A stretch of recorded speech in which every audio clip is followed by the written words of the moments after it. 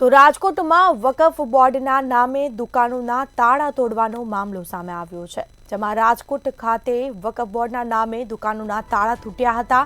દુકાનોના તાળા તોડી અને તમામ સામાન બહાર ફેંકી દેવામાં આવ્યો હતો. એ ડિવિઝન પોલીસ દ્વારા 9 ઇસમોની ધરપકડ કરવામાં આવી છે. સમગ્ર મામલે આરોપીની પણ ધરપકડ થઈ છે.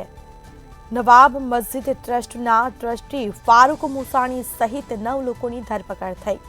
નવાબ મસ્જિદની 3 જેટલી દુકાનોના તાળા તોડ્યા હતા. આખરે 9 આરોપી ઝડપાયા છે.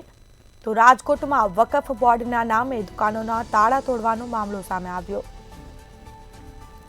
તો દુકાનોના તાળા તોડી અને તમામ જે સામાન છે તેને બહાર ફેંકી દેવામાં આવ્યો હતો.